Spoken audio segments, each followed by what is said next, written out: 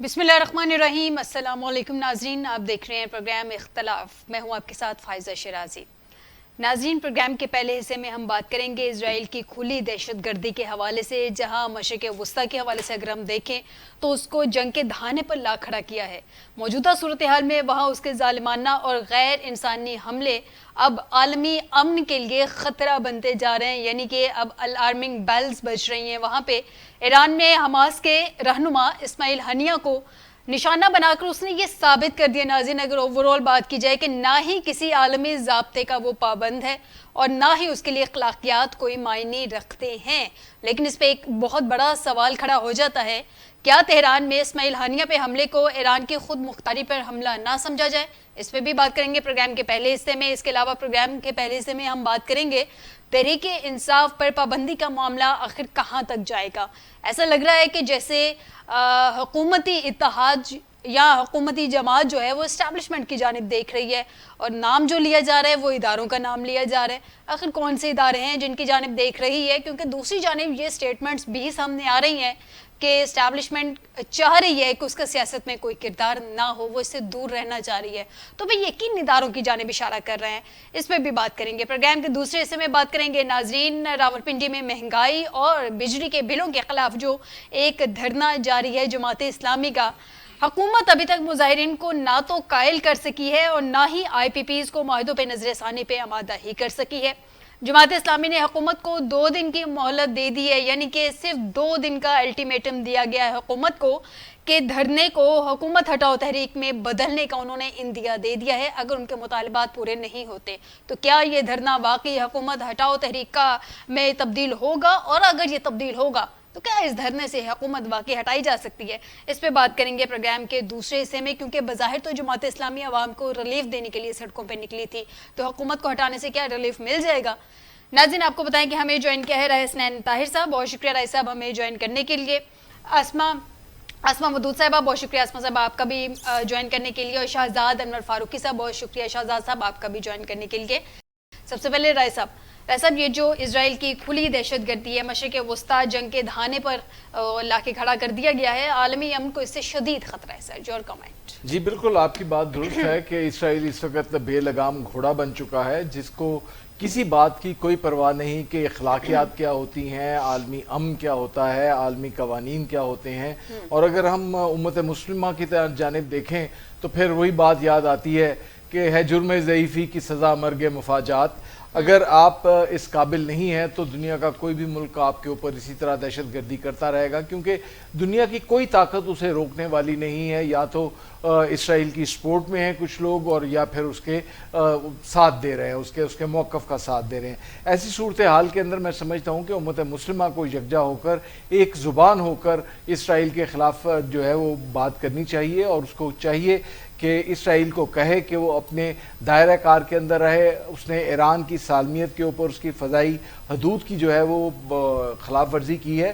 ایسی صورتحال کے اندر میں سمجھتا ہوں کہ عالمی امن کو بھی خطرہ ہے، اور عالمی قوتوں کو، وہ لوگ جو اس دنیا کو سمجھتے ہیں کہ ان کے اشاروں کے اوپر چلتی ہے، ان کو بھی دیکھنا اور سوچنا چاہیے کہ اس کے ساتھ عالمی امن جو ہے وہ خطرے میں آ جائے گا۔ جی شہزاد صاحب، اگر اسماعیل ہنیہ کی تہران میں نماز جنازہ ادا ہو گئی ہے، یہ جو ان کو اسیسینیشن ہوئی ہے ان کی تہران میں، ایران کے اوپر اپنی جگہ ایک بہت بڑا سوالیہ نشان کھڑا ہو گیا ہے۔ اقوام متحدہ یعنی کہ یہ سمجھ لیا جائے کہ اسرائیل کے سامنے بے بس ہو گئی ہے۔ شہزاد صاحب جی بسم اللہ الرحمن الرحیم، بہت شکریہ فائزہ۔ یہ ابھی ایک مصرع پڑھا ہے رائے صاحب نے، اگر وہ پہلا مصرع بھی پڑھ دیتے تو اس کی معنویت دو چند ہو جاتی کہ تقدیر کے قاضی کا یہ فتویٰ ہے ازل سے، ہے جرم ضعیفی کی سزا مرگ مفاجات۔ تو یہ بنیادی طور پر مرگ مفاجات ہے جس سے ہم گزر رہے ہیں، لیکن ایک مجھے اس میں تھوڑا سا ایک پہلو ایسا لگا کہ جس کو میں ڈسکس کر سکتا ہوں، ہائی لائٹ کرنا چاہیے، کہ اسماعیل ہنیہ کی شہادت نے جنازے کے موقع پر سنی، شیعہ اور باقی لوگوں کو اکٹھا کر دیا۔ یہ دیکھ کے مجھے تھوڑی سی تسلی ہوئی کہ کم از کم کچھ جگہیں، کچھ چیزیں ایسی ضرور ہیں جہاں پر ہم لوگ اکٹھے ہو جاتے ہیں، اور اکٹھے ہو کر اگر ہم اسی طرح سے ظلم کا جواب دینے نکلیں، فائدہ 90,000 سے زائد لوگ جو ہے وہ شہید ہو چکے ہیں غزہ میں، اور یہ بربریت اپنے عروج پر ہے. اس کے سامنے مجھے نہیں لگتا کہ کوئی ایک ملک اکیلا جو ہے وہ, چونکہ اسرائیل کو جس طرح کی پشت پناہی حاصل ہے اور جس طرح کا منصوبہ بنا تھا جو گریٹ گیم کے بعد سے آلریڈی چل رہا ہے, اس کے بعد سے اکیلا اگر آپ کسی سے توقع کریں کہ ایران اس کا جواب دے پائے گا, یقیناً ایران اپنے جثے کے مطابق, اور چونکہ اس کی تو اس وقت وہ زخمی ہے, اس کی جو سالمیت ہے اس پر حملہ ہوا ہے, اس کی حدود کے اندر گھس کر ایک حملہ کیا گیا ہے, تو اس کا جواب تو وہ دے گا, اور اس جواب کے لیے یقیناً وہی کلیہ ہوگا کہ وہ اپنی مرضی کے مقام پر اپنی مرضی کے ٹارگٹ کو ہٹ کرے گا. لیکن یہ مطلب بات ٹارگٹ کی نہیں ہے, بات یہ ہے کہ اس سلسلے کو روکنے کے لیے کسی نہ کسی کو آگے آنا ہوگا, چاہے وہ فوج جس کے اندر کہتے ہیں کہ 40 مسلم امہ کے ممالک کی جو فوج ہے وہ اکٹھی ہے ایک بہت بڑی فوج, وہ اس کا جواب دے, یا اس کو آپ اس طریقے سے ایون جو ممالک تیل کی دولت سے مالا مال ہیں, اور ہمارے تیل جو مسلمان ممالک کے پاس ہے, ہمارے پاس تو خیر کچھ بھی نہیں ہے, مسلمان ممالک کے پاس جو تیل ہے اس کو بطور ہتھیار استعمال کریں. حالانکہ یہ ہتھیار بناتے بناتے شاہ فیصل جو تھے وہ شہید ہوئے, لیکن اس آئل کو ہتھیار بنا کر اگر آپ ان ممالک کو مجبور کریں کہ وہ اسرائیل کے پیچھے سے ہٹ جائے اور اسرائیل کی حمایت سے باز رہے, اور کم از کم یہ جو قتل و غارت کا سلسلہ ہے اس کو رکوا دے, چونکہ اب تو وقتی طور پہ یہ بھی ابھی تک ہم اتنا پریشر بھی کریٹ کرنے میں کامیاب نہیں ہو سکے کہ ہم اس سلسلے کو ہی روک پائیں. اس میں عارضی کوئی جنگ بندی ٹائپ کی کوئی چیز ہو جائے. ایون جو لوگ صلح جوئی کے حق میں تھے, جو لوگ مذاکرات کی بات کرتے تھے, ان کو ایک ایک کر کے ہٹایا جا رہا ہے. تو اب اگر اسماعیل ہانیہ بھی نہیں رہے تو اس کا مطلب یہ ہے کہ اب بات چیت سے ہم مسئلہ حل کرنے سے دور ہوتے چلے جا رہے ہیں. اور فاروقی صاحب ڈھٹائی کی انتہا دیکھیے کہ ایک اور حماس کے اہم رہنما, ایک اہم عسکری رہنما محمد ضیف کے بھی شہید ہونے کی اطلاعات ہیں, تاہم اس کی کنفرمیشن نہیں. میں یہی کہہ رہا ہوں کہ ایک ایک کر کے, اس سے پہلے 2 دن پہلے انہوں نے حزب اللہ کا بھی ایک جنگجو تھا وہ اس کو بھی شہید کیا. تو وہ اس کا مطلب یہ ہے کہ وہ ہتھیاروں کے ذریعے اس مسئلے کو اب سارٹ آؤٹ کرنا چاہتے ہیں ونس فار آل, اور وہ جو چاہتے ہیں کہ طاقت کے بلبوتے پہ مسلمانوں کو اس خطے سے ختم کر دیا جائے اور ان کا نشان مٹا دیا جائے, جو انشاءاللہ نہیں ہوگا. لیکن اگر ہم اسی طرح غفلت کی نیند سوتے رہے تو پھر یہ کوئی زیادہ دور کی بات بھی نہیں ہے. اور آپ دیکھیں ہٹلر سے بڑے یہاں پر ظلم عام ہو رہا ہے. جرمنی کے اندر جو یہودیوں کے ساتھ ہٹلر نے کیا تھا, میں سمجھتا ہوں کہ اس وقت عالمی ضمیر خاموش ہے, عالمی ضمیر کو جھنڈوڑنا چاہیے, اور نہ جانے یہ کس قسم کا ضمیر ہے, کون سا نشہ کر کے سویا ہوا ہے. رائے صاحب, جہاں تک مجھے یاد پڑتا ہے ہٹلر نے یہ کہا تھا کہ میں چاہوں تو میں تمام یہودیوں کو مٹا سکتا ہوں, لیکن میں کچھ کو چھوڑ دوں گا تاکہ تم لوگوں کو سمجھ آ سکے کہ میں یہودیوں کے اتنے خلاف کیوں ہوں. اور وہ یقیناً آج ہٹلر جو ہے وہ اپنی بدترین آمریت اور اپنی بدترین فاشسٹ کے باوجود وہ آج سچا ہوتا ہوا دکھائی دے رہا ہے. ٹھیک, آسما صاحبہ سے بھی جان لیتے ہیں. آسما صاحبہ, اسرائیل ایسا لگ رہا ہے کہ جیسے سیز فائر نہیں چاہتا, جیسے کہ ابھی ہم ڈسکشن بھی کر رہے تھے اس پہ, کیونکہ اس نے دوسری سائڈ کے جو چیف نیگوشیٹر تھے ان کو شہید کر دیا. اس کا مطلب کہ وہ ہتھیاروں سے ہی بات کرنا چاہتا ہے, نیگوسیشن تو وہ کرنا نہیں چاہ رہا. دوسری جانب بڑا اہم پوائنٹ جو یہ ہے کہ اس نے تہران میں ایرانی سرزمین کو ہی کیوں استعمال کیا گیا ہنیہ صاحب کے شہادت کے لیے یا ان کے قتل کے لیے, کیا اس کا کوئی فالو آؤٹ ہو سکتا ہے؟ دیکھیں جو غزہ کی اب جنگ ہے نا, وہ تو اب اپنی سرحدیں پھاڑ کے پوری دنیا تک پہنچ گئی ہے, اور ہم تو شاید بھی ہمارے سے بالکل دروازے پر آ گئی ہے. یہ ایک بہت ہی کمپلیکیٹڈ سینیریو ہے. آپ نے کہا نا کہ ایران کو کیوں چناؤ کیا گیا ہے. ایران کی اس میں ایک بہت زیادہ اسٹریٹجک ویلیو, یہ جو پورا میکینزم ہے نا, اس میں اسرائیل اپنا جو ڈائریکٹ کنفرنٹیشن سمجھتا ہے وہ ایران کو سمجھتا ہے, اور یہ ایک نیکسس اگر وہ سوچتا ہے کہ اگر وہ توڑ دے تو یہ حماس کا اور حزب اللہ کا یہ ایک امپیکٹ کم ہو سکے گا. ہم یہ سمجھنے کی کوشش کر رہے ہیں کہ یہ چیز نیگوسیشن سے حل کیوں نہیں ہو رہی. جی, اسرائیل اپنے آپ کو ایک ملٹری مائٹ سمجھتا ہے. اس نے ہمیشہ اپنا ایک امپریشن ایسے دیا ہے کہ وہ انونسبل ہے, اس کو آپ کسی طریقے سے پن نہیں کر سکتے. وہ اس ریجن کا ڈان ہے. آپ اس کے پاس آئرن ڈوم ہے, اس کے پاس بہترین آرمی ہے, بہترین اس کے پاس آرمی اکوپمنٹ ہے. ابھی پچھلے کچھ عرصے سے غزہ کا قصہ چل رہا ہے, تو اس کی یہ زون جو ہے نا, اس کا یہ ایک امپریشن, یہ اوتار جو ہے یہ کرمبل ہوتا چلا جا رہا ہے. ہینڈ فل لوگ ہیں وہ آگے سے ریزسٹ کر رہے ہیں, لوگ اپنی جانوں کی شہادت دے رہے ہیں، کنٹینیوس ایک بروٹیلٹی ہے، لیکن وہ سب کم نہیں ہو رہا ہے. اس کا جو ایک فوج وہ ہے نا وہ ہٹ کرتا جاتا ہے، اس میں پھر وہ اس کا ایک قسم کا وہ بڑھاتا جاتا ہے بڑھاتا جاتا ہے بڑھاتا جاتا ہے، اور وہ کوشش کر رہے سے کم نہیں. یہ ایک بہت نیک اور بے قسم کی سچویشن اسرائیل کے لیے بھی آ گئی ہے. ایران نے تو اس کا آئرن ڈوم بھی کر دیا تھا. وہ ایک جو ایک کنسپشن اس کے بارے میں اپنے بارے میں بنائی ہوئی تھی وہ بھی فالس ثابت ہو گئی. باقی ہم نے ڈسکس پورا لوگ اس میں افیکٹو اپنا رول نہیں پلے کر سکتی دنیا. ٹھیک ہے جی، میرا ایک میں نے میرا ہے آپ کو کبھی موقع ملے تو پڑھنے کا، جس میں میں نے اسرائیل کے بارے میں ڈیفائن کی کہ وہ کیا یو این کا ٹائم ہے. یو این نے اسے کنٹرول بنایا ہے اور اب یو این اس کو کنٹرول نہیں کر پا رہا. اس نے اپنے کلوز اگر انٹینٹ کیے ہوئے ہیں آج کی جتنی بھی کہ سوائے ایک اسمال مرد نہ یہ ملک یونائٹیڈ نیشنز کوئی امپیکٹ ڈال سکتا ہے. اب اگر ہے نا جیسے سچویشن کرنے کی ایک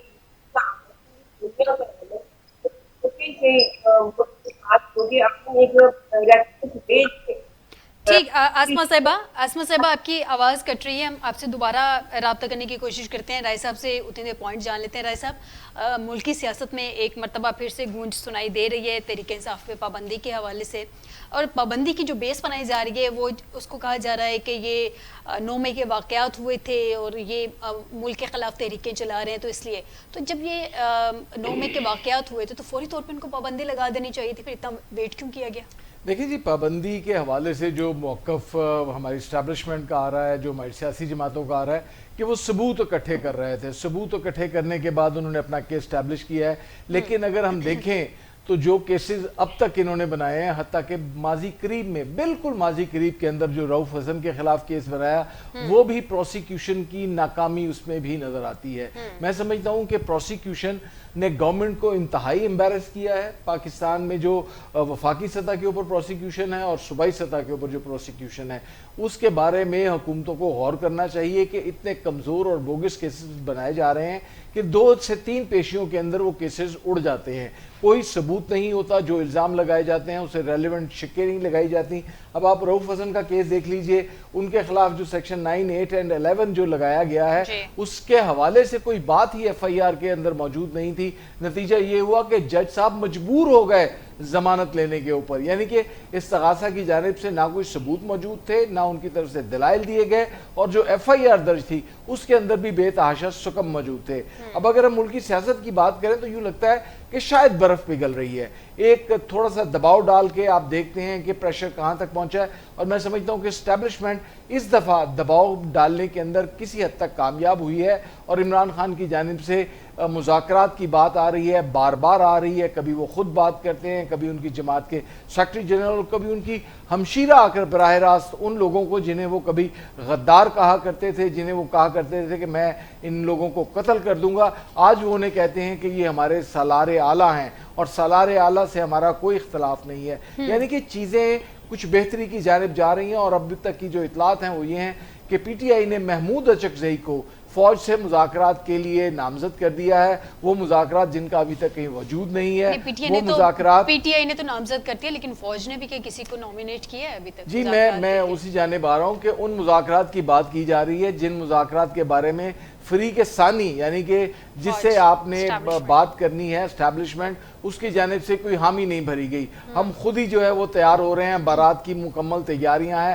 اب ہمیں معلوم نہیں کہ اس بارات کا استقبال ہوگا یا پھر کچھ اور سلوک ہوگا، لیکن مسلم لیگ نون کی جانب سے اس کے اوپر رد عمل ضرور آیا ہے. ان کا کہنا ہے کہ جو کچھ بانی پی ٹی آئی مانگ رہے ہیں، میرا خیال ہے کہ یہ خواجہ آصف کا کہنا ہے کہ میرا خیال ہے کہ شاید محمود اچکزئی وہ تمام تر جو شرائط پی ٹی آئی کی جانب سے رکھی گئی ہیں ان کے اوپر آگے بات کرنے کے لیے تیار نہیں ہوں گے اور وہ ثالثی سے انکار کر دیں گے. ٹھیک ہے شہزاد صاحب، تحریک انصاف اور اسٹیبلشمنٹ میں اگر مذاکرات کی بات کریں تو حکومت کے جیسے بیان بازیاں سامنے آ رہی ہیں، جس طرح کے سٹیٹمنٹ سامنے آ رہی ہیں، دو اس وقت صورتحال ہے، یا تو حکومت پریشان ہے یا بوکھلاہٹ کا شکار ہو گئی. سر یور ٹرن. اچھا، گزارش یہ ہے کہ یہ آپ کہتے ہیں نا اسٹیبلشمنٹ نے اپنا کوئی نمائندہ نامزد نہیں کیا. آپ پھر بھی اسلامی جمہوریہ پاکستان میں رہتے ہیں، یہاں پہ جیسا تیسا بھی ہے، آئین ہے، دستور ہے، عدالتیں ہیں. آپ یہ چاہ رہے ہیں کہ اسٹیبلشمنٹ اپنا نمائندہ مقرر کر کے تو یہ تسلیم کر لے کہ اس کا سیاست میں کردار ہے اور وہ سیاست میں کہیں نہ کہیں منوورنگ میں ان کا عمل دخل ہے. تو ایسا تو نہیں ہونے تو والا. پھر مذاکرات کیسے ہوں گے؟ لیکن فاروقی صاحب شاید فاروقی صاحب شاید فریق اول جو ہے وہ یہی چاہتا ہے، جس نے اب مذاکرات کی پیشکش کی ہے، وہ یہی چاہتا ہے کہ وہ فوج کا پولیٹیکل کردار جو ہے وہ اسٹیبلش کر سکے، کیونکہ فوج تو اس دفعہ یہ کہہ رہی ہے کہ ہم سیاست کے اندر آنا نہیں چاہتے، اور بانی پی ٹی آئی کی یہ خواہش بھی ہے اور وہ اس حوالے سے کام بھی کر رہے ہیں کہ فوج کے پولیٹیکل کردار کو جو ہے وہ نمایاں کریں. رائے صاحب، حقیقت جو بھی ہے وہ آپ کو بھی پتہ ہے، مجھے بھی پتہ ہے، اور آسما کو بھی پتہ ہے، اور فائزہ کو بھی پتہ ہے. اور اگر آپ گلی میں نکل جائیں تو ایک چھوٹے راہ چلتے کسی بھی 12-15 سال کے بچے سے پوچھیں گے، جواب آپ کو مل جائے گا. اور اس پہ تو خیر اتنی زیادہ طویل بحث کی ضرورت نہیں ہے. میں جو پوائنٹ میں اسٹیبلش کرنا چاہ رہا ہوں وہ یہ ہے کہ میرے نزدیک یہ بات چیت اس طرح سے نہیں ہوگی کہ آپ نے اچکزئی صاحب کو سامنے یہ ایک سموک سکرین ہے بیسیکلی، آپ کو دکھانے کے لیے کہ یہ یہاں پہ کچھ ہو رہا ہے. ہو سکتا ہے کہ کوئی شیخ رشید، مشاہد حسین سید ٹائپ کا کوئی نام آ جائے اور وہ اپنے تئیں کہے کہ ہم چونکہ ملک کے وسیع تر مفاد میں کام کر رہے ہیں تو ہم خود سے یہ کر رہے ہیں اور ہمیں کسی نے نمائندہ تو منتخب نہیں کیا. لیکن اب میرا ذاتی خیال یہ ہے کہ بات چیت کا عمل کہیں اور ہو رہا ہے اور اس کے لیے کوئی نمائندہ مقرر کرنے کی ضرورت نہیں ہے، نہ ان کو. اور ابھی کچھ عرصہ پہلے سہیل بڑائی صاحب نے ایک کالم لکھا تھا جس میں لومڑ کا اور بارہ سنگھے کا ذکر تھا. تو میں آپ کو بتاتا چلوں کہ بارہ سنگھے اور لومڑ کی رخصتی کا وقت آن پہنچا ہے، اور جو لومڑ ہے اس کے جانے کے فوراً بعد تو ایسا مجھے نہیں لگتا کہ کیا ہوگا. لیکن آپ یہ دیکھیے گا کہ جب بارہ سنگھا اس منظر سے غائب ہوگا تو اس کا مطلب یہ ہے کہ پھر چیزیں بڑی تیزی سے تبدیل ہوں گی، اور پھر وہ جو ہم چاہتے ہیں کہ غیر یقینی ختم ہو، اس حوالے سے وہ ایک صاحب جو ہیں ان کا نام لیا جا رہا ہے کہ وہ آ رہے ہیں، اور وہ ابھی ایک اور جگہ پہ ہیں، وہاں سے وہ اس جگہ پہ جب جائیں گے تو اس کے بعد یہ سارا معاملہ بڑی تیزی سے لیکن اس سارے معاملے میں فاروقی صاحب، اس سارے معاملے میں ایک جانب جہاں تحریک انصاف یہ چاہ رہی ہے کہ اسٹیبلشمنٹ کا کردار نہ ہو سیاست میں، دوسری جانب مطالبہ بھی تو کر رہی ہے نا کہ ہماری سیٹس ہمیں واپس کر دیں. اس کا مطلب کہیں نہ کہیں وہ چاہ رہی ہے کہ اسٹیبلشمنٹ کا کردار پھر سیاست میں رہے. دیکھیے، یہ تو بدقسمتی ہے کہ ہمارے سیاستدانوں نے آج تک اپنے پاؤں پہ کھڑا ہونا اور اپنے پاؤں پہ چلنا نہیں سیکھا. ہم نے ہمیشہ بیساکھیوں کا سہارا لیا اور ہم بیساکھیوں کے سہارے سے ہی اقتدار تک پہنچتے رہے اور اقتدار کو قائم کرنے کی کوشش کرتے رہے. ابھی جو عمران خان صاحب فرما رہے ہیں کہ جی وہ اسٹیبلشمنٹ نیوٹرل ہو جائے اور دوسری طرف وہ کہتے ہیں نمائندہ مقرر کرے، تو میں ان کو یاد دلاتا چلوں کہ وہ جب اسمبلی کے لیے کورم پورا کرنا ہوتا تھا تو وہ ایک صاحب ہوتے تھے، لیاقت صاحب، ان کا میں پچھلا عہدہ نہیں بتاتا، لیکن وہ لیاقت صاحب تھے جو بندہ پورا کر کے کورم پورا کر کے تو اسمبلی کا اجلاس چلاتے تھے. آپ نے کبھی بھی حقیقتاً یہ کوشش نہیں کی کہ آپ جمہوری طریقے سے ایوان کو چلائیں، حکومت کو چلائیں. میں اب امید یہ کرتا ہوں کہ جب آپ واپس آئیں گے جیل سے تو شاید پہلے سے کوئی بہتر ہوں گے. اگر ہماری اور اس مسلمان جو 24 کروڑ مسلمانوں کا جو یہ ملک ہے، اگر اس کی قسمت اچھی ہوئی تو ہو سکتا ہے کہ خان صاحب وہاں سے کچھ سیکھ کر لوٹیں. یعنی کہ آپ کو امید ہے کہ وہ کچھ سیکھ کے لوٹ سکتے ہیں. آسما سے ان کا پوائنٹ جان لیتے ہیں. جی، آسما سے ان کا پوائنٹ جان لیتے ہیں. شہزاد صاحب، آپ کو پوائنٹ آ گیا. آسما صاحبہ، جب تحریک انصاف جو ہے وہ چاہتی ہے کہ اسٹیبلشمنٹ کا کردار نہ رہے سیاست میں، لیکن دوسری جانب وہ چاہ بھی رہی ہے کہ اسٹیبلشمنٹ کسی نہ کسی طریقے سے ان کے مسائل بھی حل کر دے، تو پھر ڈپارچر کیسے ہوگا سیاست سے اسٹیبلشمنٹ کا؟ لیکن ڈپارچر تو تبھی ہوگا کہ جب جو چیز آپ کی جس پارٹی کی آپ کا پولیٹیکل کیپٹل ہے نا، اس کو ریکگنائز کر لیا جائے. جب تک آپ پولیٹکس انجینئرنگ کرتے رہیں گے، جب تک آپ پولیٹیکل آرکیٹیکچرنگ کرتے رہیں گے، تب تک تو آپ کا اسٹیبلشمنٹ کا کردار ختم نہیں ہوگا. 8 فروری کو کیا ہوا اور اس کے بعد کیا ہوا، اس کے بارے میں ہمیں کوئی آئنسٹائن نہیں چاہیے سمجھنے کے لیے کہ اسٹیبلشمنٹ کا رول اس پورے سیناریو میں کیا رہا ہے. لیکن جب آپ پولیٹیکل کیپٹل کسی پارٹی کا ریکگنائز کر لیں گے تو اس کے بعد آپ ایکچولی ڈپارٹ کر جائیں گے. یہ بیسکلی ایک سوال یہاں پر یہ پیدا ہوتا ہے کہ ایک جانب آپ یہ کہتے ہیں کہ آپ اسٹیبلش کر رہی ہیں کہ فوج کا کردار سیاست کے اندر موجود ہے، اور عمران خان یہ کہتے ہیں کہ یہ کردار ختم ہونا چاہیے۔ وہ اگر کردار ختم کرنا چاہتے ہیں تو اس کے لیے انہیں سیاسی جدوجہد کرنی چاہیے، سیاسی لوگوں کے ساتھ بیٹھنا چاہیے، بجائے اس کے وہ یہ کہیں کہ جن کا میں کردار ختم کرنا چاہتا ہوں میں انہی کے ساتھ مل بیٹھ کے بات کروں۔ سر دیکھیے، آپ مجھ سے ایسے سوال کر رہے ہیں کہ دن میں سورج ہوتا ہے یا چاند ہوتا ہے؟ آبویسلی ہماری اسٹیبلشمنٹ کا ہمارے پولیٹیکل سیناریو میں کردار رہا ہے، اب سے نہیں رہا، ہمیشہ سے رہا ہے۔ اس وقت ہم اس جنکشن پہ ہیں جہاں پہ ہمارا پولیٹیکل سیناریو پورا ریڈیفائن ہو گیا ہے۔ بڑے بڑے بت کرمبل ہو گئے سر، آپ کے الیکٹیبل جو ہیں وہ ایڑیاں رگڑتے رہ گئے کہ ہمیں جتوا دو، ہمیں جتوا دو۔ عام ایک بندہ جس کو پک کیا گیا وہ ووٹ لے کر پارلیمنٹ میں بیٹھا ہوا ہے، جس نو بڈی می اینڈ یو، ہم جیسے لوگ۔ تو اس وقت اس جنکشن پہ ہیں کہ اگر ہم ایک صحیح قدم لے لیں گے تو ہم صحیح ڈائریکشن میں چل پڑیں گے۔ میں شاید اپنا سوال آپ تک واضح نہیں کر سکا، یقیناً میرے الفاظ میں کچھ کمی رہ گئی ہوگی۔ میں یہ جاننا چاہ رہا ہوں آپ سے کہ ایک جانب تو عمران خان یہ کہہ رہے ہیں کہ فوج کا کردار ختم ہونا چاہیے، دوسری جانب انہی کے ساتھ مذاکرات کر رہے ہیں، حالانکہ چاہیے تو یہ کہ وہ سیاسی لوگوں کے ساتھ بیٹھیں، سیاسی جدوجہد کریں۔ ایک جانب وہ کردار ختم کرنے کی بات کرتے ہیں، دوسری جانب وہ کردار کو بڑھا رہے ہیں۔ لیکن عاصمہ صاحبہ اس کے ساتھ اسٹیبلشمنٹ خود بھی تو نہیں سیاست میں کردار ادا کرنا چاہ رہی نا، وہ چاہ رہی ہے کہ سیاست میں وہ نہ آئے۔ چلیے ایک لمحے کے لیے فائدہ ہم یہ بات کو مان لیں کہ اسٹیبلشمنٹ نہیں چاہ رہی کہ اس کا کردار ختم ہو، لیکن عمران خان تو چاہ رہے ہیں نا کہ کردار ختم ہو۔ اسٹیبلشمنٹ نہیں چاہ رہی کہ اس کا کردار ہو، ایک لمحے کے لیے ہم مان لیتے ہیں کہ ان کا کردار ہے اور وہ یہ نہیں چاہتی کہ اس کا کردار ختم ہو، لیکن عمران خان تو یہ چاہتے ہیں نا کہ فوج کا کردار ختم ہو، پھر وہ ان کے کردار کو بڑھانے کے لیے کیوں بات کر رہے ہیں؟ جی آسما، اس وقت ہم اس جنکشن پہ ہیں سر جہاں رائٹ اسٹیپ ہمیں رائٹ ڈائریکشن میں لے جا سکتا ہے۔ خان صاحب اگر آپ دیکھیں گے نا تو ری الیکشن مینز آپ کی پولیٹیکل کیپٹل کی ویلیڈیشن جیسے پہلے ہونی چاہیے تھی، جو 8 فروری کو ہوئی جس کو ریکگنائز نہیں کیا گیا۔ اسٹیبلشمنٹ کو ڈپارٹ کرنا ہے، اور میں نے کل بھی جیسے لاسٹ ٹائم بھی ہم نے ڈسکس کیا تھا، اسٹیبلشمنٹ لوگوں کے ساتھ الائن کرے گی۔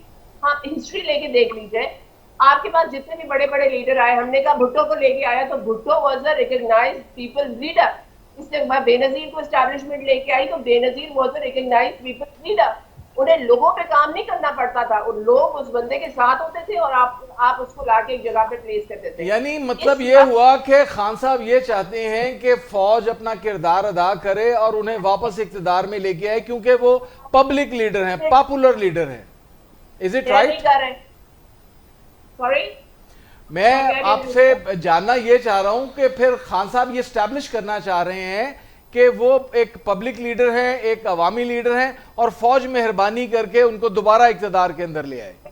خان صاحب یہ اسٹیبلش کرنا چاہ رہے ہیں کہ جس کا پولیٹیکل کیپٹل ہے، خان صاحب کا ہے، نون لیگ کا ہے یا آپ کے پیپل پارٹی کا ہے، اس کو دے دیا جائے۔ Why not political struggle؟ ٹھیک آسما، آپ کا بھی پوائنٹ آ گیا، رائے صاحب آپ کا بھی پوائنٹ آ گیا۔ احسان اقبال صاحب کے ایک سٹیٹمنٹ ہے، رائے صاحب وہ کہہ رہے ہیں کہ عدلیہ ملک میں عدم استحکام لانے کا باعث بن رہی ہے۔ Is it true? باقی عدلیہ ایسے ہی کر رہی ہے کیونکہ جو فیصلے ان کے خلاف آتے ہیں وہ عدم استحکام کا باعث بن جاتے ہیں، جو فیصلے ان کے حق میں آتے ہیں اس پہ شاباشی ہو جاتی ہے۔ جی بظاہر تو یہی نظر آتا ہے، اور مسلم لیگ نون کا موقف بھی یہ ہے، اور گزشتہ جو فیصلہ آیا ہے فل بینچ کا اس نے بہت سارے سوالات اکٹھے کر دیے ہیں۔ ہماری عدلیہ ہے، قابل احترام ہے، اس کے اوپر بات نہیں کی جا سکتی، لیکن ان کے فیصلوں کے اوپر آپ ضرور بحث کر سکتے ہیں، اور انتہائی احترام کے ساتھ ہم یہ بات کریں گے کہ ان کے فیصلے نے ملک کے اندر سیاسی عدم استحکام کو بڑھایا ہے۔ ان کے فیصلے کے بعد بہت سارے ایسے سوالات اٹھ گئے ہیں جو ان کے فیصلے سے متعلق ہیں کہ یہ کس قانون اور آئین کے تحت فیصلے دیے گئے ہیں۔ اگر ہمارا یہ فل بینچ تفصیلی فیصلہ جلد از جلد جاری کر دیتا یا اسی دن جاری کر دیتا تو شاید اتنی ایمبیگوٹی پیدا نہ ہوتی، اتنا عدم استحکام نہ پیدا ہوتا۔ احسن اقبال صاحب کے بیان کے اندر جان نظر آتی ہے، ان کا موقف کسی حد تک درست ہے کہ عدالتی فیصلے کے بعد عدم استحکام کے اندر اضافہ ہوا ہے، اور جیسے کہ دعوے پاکستان تحریک انصاف کی جانب سے کیے جا رہے ہیں کہ آئندہ جو ٹریبیونل بنیں گے وہاں سے ہمیں ریلیف ملے گا، اس قسم کے بیانات بھی عدلیہ کی غیر جانبداری کے اوپر سوال اٹھا رہے ہیں۔ لیکن وہ تو اپنی پروف کی بیس پہ کہہ رہے ہیں نا کہ ہمارے پاس فارم 45 ہیں، ہم جا کے دکھا دیں گے، شو کروا دیں گے۔ جی فارم 45 تو انہوں نے پہلے بھی دکھائے ہیں، لیکن جس یقین اور وثوق کے ساتھ آپ بات کرتے ہیں کہ دسمبر میں ہماری حکومت ہوگی، ہم ٹریبیونل سے فیصلے لے لیں گے، ہماری اکثریت بن جائے گی، میرا خیال ہے کہ اس قسم کے فیصلے عدلیہ کی غیر جانبداری کے اوپر داغ کی صورت ہوتے ہیں۔ شہزاد صاحب، یہ جو احسن اقبال صاحب نے سٹیٹمنٹ دی ہے کہ ادارے جب سمجھیں گے تب پی ٹی آئی پہ پابندی کا فیصلہ لے لیں گے، یعنی کہ یہ حکومت کا اپنا فیصلہ نہیں ہے، اداروں کا فیصلہ ہوگا تو حکومت پھر آگے اس پہ عمل درآمد کر لے گی۔ دیکھیے، اگر حکومت کے بس میں ہوتا تو یہ میرا خیال ہے پابندی لگے ہوئے 40واں بھی ہو گیا ہوتا نا پابندی کا۔ حکومت کے بس میں تو یہ پابندی اتنا سیدھا سادہ معاملہ ہے نہیں، اس کے پھر لیے آپ حکومت کو ایسے عدالت میں خواہشات جانا کا پڑے گا۔ اظہار کیوں کر رہی ہے شہزاد صاحب؟ جی میں گزارش کرتا ہوں، اصل میں یہ چیزیں جڑی ہوئی ہیں جو ابھی رائے صاحب فرما رہے تھے۔ رائے صاحب مجھے یہ بتائیے کہ اگر الیکشن ایکٹ میں ٹریبیونلز کو پابند کیا گیا ہے کہ وہ 6 ماہ کے اندر فیصلہ دے دیں گے، اور اس کی بنیاد پر کوئی سیاسی جماعت یا کوئی امیدوار اس امید کا اظہار کرتا ہے کہ اس کا دسمبر تک فیصلہ آ جائے گا، تو اس سے عدلیہ کی ساکھ پر داغ لگ جائے گا۔ عدلیہ کی ساکھ پر اس وقت تو کبھی داغ نہیں لگا جب آپ نے حدیبیہ پیپر ملز کا کیس جو ہے وہ کلوز اینڈ پاس ٹرانزیکشن قرار دے کے آپ نے بند کر دیا تھا۔ عدلیہ کی ساکھ پر اس وقت تو کوئی نشان نہیں لگا جب ایک مفرور، عدالتی مفرور کو آپ نے ایئرپورٹ پر پروٹوکول دیا، اس کے کاغذات جو ہے وہ کلیئر کیے، اس کا بائیو میٹرک ہوا، اس وقت تو عدلیہ کی ساکھ پر کوئی نشان نہیں لگا، اور نہ ہی اس وقت عدلیہ کی ساکھ پر کوئی نشان لگا جب آپ نے شیشے توڑ کر کسی بندے کو اسلام آباد ہائی کورٹ کی حدود سے اٹھا لیا تھا۔ تو اب یہ اتنی چھوٹی سی بات ہے، ویسے بھی وہ کہتے ہیں نا کہ داغ تو اچھے ہوتے ہیں، اگر داغ لگ رہے ہیں تو میرا خیال ہے داغ تو اچھے ہوتے ہیں۔ آپ درست فرما رہے ہیں کہ داغ اس وقت بھی نہیں لگا تھا جب 18 20 کیسز کی جو ضمانتیں تھی وہ 10 منٹ کے اندر، 5 منٹ کے اندر قبول کر لی جاتی۔ نہیں قطن نہیں، داغ تو تب بھی نہیں لگا، داغ تو تب بھی نہیں لگا اور داغ اب بھی نہیں لگا، لیکن جب آپ کسی وثوق کے ساتھ بات کرتے ہیں، جب آپ اس یقین کے ساتھ بات کرتے ہیں کہ یہ فیصلے ہمارے حق میں آئیں گے، امید ہونا اور امید سے ہونا، ان دونوں چیزوں کے اندر فرق ہے۔ وہ امید سے نہیں بلکہ آپ کو اعتراض کس پہ ہے؟ امید سے ہونے پہ ہے یا امید پہ ہے؟ جی مجھے آسما بھی نہ کچھ کہنا چاہ رہی ہونے سے اعتراض ہے، نہ امید سے ہونے جب پہ آپ نے اعتراض ہے۔ 31 جنوری کے آس پاس 3 دن لگا کے 24 گھنٹے عدلیہ کام کرتی رہی اور اس نے فیصلہ سنایا، 1 2 3 10 سال کی قید، 15 سال کی قید، 8 سال کی قید، اتنا جرمانہ اتنا جرمانہ۔ فاروقی صاحب، ہم ماضی کی مثالیں لے کر ہم ماضی کی مثالیں لے کر 12 جولائی کا اب داغ لگنے لگے ہیں، اب چیخیں سنائی دے رہی ہیں، اب آپ کو اداروں کی غیر جانبداری پر سوال اٹھتے ہوئے نظر آ رہے ہیں، اب آپ کو لگ رہا ہے کہ یہ جو پابندی کا فیصلہ ہے یہ ادارے کریں گے۔ تو بھائی صاحب، جس دن آپ نے اعلان کیا تھا اداروں سے پوچھ کے کیا تھا، اگر اداروں سے نہیں پوچھا تھا تو آپ کو اپنی اوقات کا پتہ ہونا چاہیے کہ آپ یہ اعلان کر بھی سکتے ہیں کہ نہیں کر سکتے۔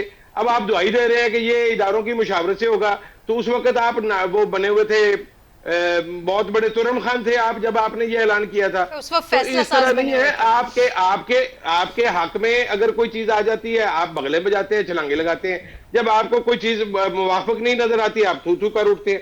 تو یہ اس طرح نہ کریں، دیکھیں ذہن کھلا رکھ کے سوچا کریں، کھلے۔ میں کوئی مطلب بریف نہیں کیری کرتا پی ٹی آئی کا، اور مجھے کوئی خاص امید بھی نہیں ہے پی ٹی آئی سے، لیکن میں صرف یہ کہتا ہوں کہ آپ لوگ حق کو حق اور جھوٹ کو جھوٹ کہنا سیکھ لیں۔ آپ کی بڑی مہربانی۔ بات مکمل ہو گئی ہے تو میں اس کا آپ کو جواب دے دوں۔ جی رائے صاحب دے دیں ذرا جواب، پھر میں نے آسما کو بھی ان کرنا ہے۔ جی رائے صاحب، میں فاروقی صاحب سے پہلے پوچھ لوں، اگر بات کمپلیٹ ہو گئی ہے تو میں شروع کروں کیونکہ انٹرپشن میں پھر مناسب نہیں لگتی۔ جی بسم اللہ۔ پکی بات ہے سر؟ جی بسم اللہ، چلیے لاک کر دیا۔ جی فاروقی صاحب، بات یہ ہے کہ ماضی کا کوئی غلط کام آج کے غلط کام کو جسٹیفائی نہیں کرتا۔ میں ہمیشہ یہ بات کرتا ہوں کہ ہمیں کسی دن تو ابتدا کرنی ہے، کسی دن تو ہمیں اس بات کو لے کے چلنا ہے کہ ماضی کے اندر بھی غلط ہوا اور آج بھی غلط ہوا۔ آپ کو پی ٹی آئی سے کوئی خاص توقع نہیں تو پھر کوئی عام توقع ہوگی، لیکن یوں محسوس ہوتا ہے آپ کے بیان سے کہ کوئی توقع آپ کو ضرور ہے، اور بات یہاں تک آتی ہے کہ جب نواز شریف کے خلاف کیسز ہوئے, ان کی ضمانتیں ہوئی, تو ہم تو تب بھی اس بات کو غلط کہہ رہے تھے. جب نواز شریف کو بیرون ملک علاج کے لیے بھیجا گیا, ہم تو تب بھی یہ بات کرتے تھے کہ ایک عام قیدی کا کیا قصور ہے, ہیپاٹائٹس کے جو ہزاروں پیشنٹس جو ہے جیلوں کے اندر بند ہیں, ان کو بیرون ملک کیوں نہیں بھیجا جا رہا, ان کی بیماری تو نواز شریف سے زیادہ مہلک ہے. اس وقت بھی ہم یہی بات کر رہے تھے اور آج بھی یہی بات کرتے ہیں کہ قانون آئین کے تابع ہوتا ہے, قانون سی آر پی سی کے تابع ہے. قانون میں آپ کوئی بات کرتے ہیں تو آپ کو جسٹیفیکیشن دینی پڑتی ہے, آپ کو حوالہ دینا پڑتا ہے کہ آپ یہ بات کر رہے ہیں, آپ یہ فیصلہ دے رہے ہیں تو کس قانون کے تحت دے رہے ہیں. جب آپ فیصلوں میں ایمبیگوٹی رکھیں گے, جب آپ فیصلوں کو وضاحت کے ساتھ, صراحت کے ساتھ پیش نہیں کریں گے تو سوال تو اٹھیں گے. پھر چاہے آپ ان داغوں کو اچھا کہیں یا برا کہیں, لیکن ایک بات طے ہے کہ داغ داغ ہوتے ہیں. ٹھیک ہے, آسما صاحبہ سے بھی جان لیتے ہیں. آسما, آپ کا پوائنٹ, آپ کچھ کہنا چاہ رہی تھی. میں نے بڑا زبردست بات کی اور ماضی کے بارے میں بات کی. میں ابھی بالکل قریب حال کے بارے میں, کبھی قریب ماضی کے بارے میں بات کروں. کچھ سال 1.5 سال کے بعد, 1.5 سال پہلے کی بات ہے, جب یہ 90 دن میں الیکشن کا معاملہ تھا. سر یہی لوگ جو اب گورنمنٹ میں بیٹھے ہوئے ہیں, جو کہ پی ڈی ایم میں الائنس میں اکٹھے تھے, ان لوگوں نے کس طریقے سے سپریم کورٹ میں پریشرائز کیا تھا کہ باہر انہوں نے اپنے ایک جمع وکیل بٹھا دیا اور ان کا 2 فیصلہ دے کے دیکھو. یہ سب کچھ بھی یہاں پہ ہوا ہے. یہاں پہ سپریم کورٹ تو سب سے زیادہ مینوپولیٹ ہونے والا انسٹیٹیوشن ہے, جو کہ آپ کی ایک ڈیموکریسی کی, آپ کے لوگوں کی ایک آخری ریزورٹ ہے, جس کے اوپر آپ پورا کا پورا ایک سسٹم ڈیپینڈ کرتا ہے. ہر مشکل میں ایک عام آدمی سے لے کر ایک گورنمنٹ, ہر کوئی سپریم کورٹ کی طرف, آپ کی جوڈیشل سسٹم کی طرف دیکھتا ہے. لیکن سیڈلی اس جتنا زیادہ مینوپولیٹ اور جتنا زیادہ منور آپ کی پی ایم ایل این نے اپنی چند اتحادیوں کے ساتھ ماضی قریب میں اور اس سے پہلے ماضی بعید میں پی ایم ایل این نے ایکسیلف کیا ہوا ہے, کسی نے اور نہیں کیا. تو یہ ایک گن ہے جو کہ پی ایم ایل این ہمیشہ اپنے پاکٹ پہ رکھتی ہے. اسے آپ پی ٹی آئی سے یا کسی سے ایسوسیٹ ہم کر سکتے ہیں کہ مے بی وہ بھی اس وقت بیان بازی کر رہے ہو, لیکن وہ بیان بازی تک ہے. انسٹیٹیوشن پہ چڑھ دوڑنے کی روایت جو ہے یہ پی ایم ایل این, اور یہ روایت ایسی ہے جو کہ پاکستان کی پوری ایک اس کی جو کہتے ہیں نا سسٹم کی بنیادوں کو ملانے والا ایٹیٹیوڈ ان کا رہا ہے. تو ہم اس طریقے سے بلیم گیم نہیں کر سکتے. لیکن ہاں, سپریم کورٹ کے فیصلے کی امپلیمنٹیشن اور سپریم کورٹ کے فیصلوں کی ریکگنیشن ضروری ہے. جہاں سے وہ چیز شروع ہوگی نا, وہیں سے ریڈیمپشن کا آغاز ہوگا. ٹھیک ہو گیا, مجھے اتفاق کرتا ہوں, لیکن مجھے یقین ہے کہ میرے دوست فاروقی صاحب ہوں یا آسما صاحبہ ہوں یا فائزہ ہوں, غیر جانبدار لوگ ہیں, حق کی بات کرتے ہیں, اپنے ضمیر کے مطابق بات کرتے ہیں. لیکن سوال یہ ہے کہ کب تک ہم ماضی کی مثالیں دیتے رہیں گے, کب تک ہم یہ بات نہیں کریں گے کہ آج اس چیز کو درست ہونا چاہیے. اگر ماضی کے اندر کچھ برائی تھی تو آج اس کو مثال بنا کے ہم اسے جسٹیفائی نہیں کر سکتے. تو رائے صاحب مجھے بتائیے, آرٹیکل 187(2) کے استعمال میں کیا پرابلم ہے آج؟ حضور پرابلم کسی قسم کا کوئی نہیں ہے, لیکن بات یہ ہے کہ جو ہو رہا ہے ہم اس کو درست کیسے کریں گے. درست کرنے کے لیے ضروری ہے کہ آپ آئین اور قانون کا حوالہ دیں. جب آپ آئین اور قانون کا حوالہ نہیں دیں گے, جب آپ یہ حوالہ دیں گے, یہ بات میرے ضمیر کی ہے بھائی, آپ کے ضمیر کی ہو سکتی ہے, بات ہو سکتا ہے دوسرے جج کے ضمیر کی نہ ہو, عوام کے ضمیر کی بات نہ ہو. ہر کسی کا ضمیر اپنے حالات کے مطابق فیصلے کرتا ہے, لیکن جب آپ فیصلے آئین اور قانون کے مطابق کریں گے, فیصلے آئین اور قانون کے مطابق ہوا کرتے ہیں, فیصلے ضمیر کے مطابق نہیں ہوا کرتے. جو کوئی بھی جرم کرتا ہے اس ملک کے اندر کسی جواز کو پکڑ کے کرتا ہے, وہ یہ کہتا ہے کہ میرے پاس اس جرم کرنے کا کوئی نہ کوئی جواز موجود تھا. ہمیں آئین اور قانون کو میرے برادر ساتھ لے کے چلنا چاہیے.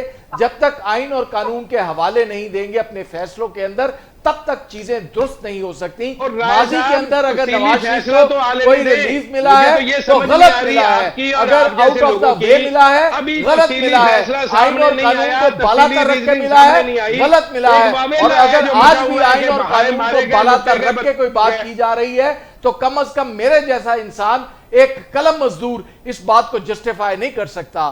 میں قلم مزدور ہوں, میں نے کل بھی قلم کی قسم کھائی ہے, آج بھی قسم کھائی ہے, اور جو بات سچ ہوگی, جو آئین اور قانون کے مطابق ہوگی, ہم اسی کی پاسداری کریں. میرے قلم مزدور بھائی, جب تک تفصیلی فیصلہ اور ریزننگ نہیں آ جاتی, یہ واویلا خدا کے لیے ختم کر دیں.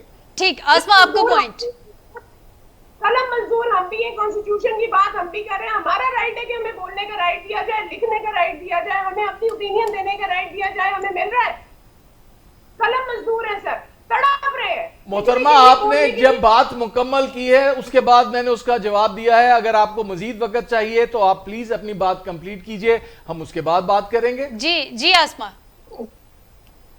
میں تو صرف ایک کویسچن کر رہی ہوں کہ ہم جی میں نے بھی جواب دیا ہے. جی آسما اپنی بات کمپلیٹ کر لیں. جی فریڈم ٹو رائٹ ہے, فریڈم ٹو اسپیک ہے, ہم لوگ بالکل اپنی آزادی سے بول لکھ اور ایکسپریس کر سکتے ہیں اپنی اوپینین.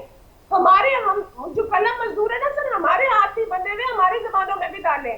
ہم بھی اپنی کانسٹیٹیوشن رائٹ کو ابائڈ بائی نہیں کر سکتے, ہمیں بھی وہ ڈیلیور نہیں ہو رہا.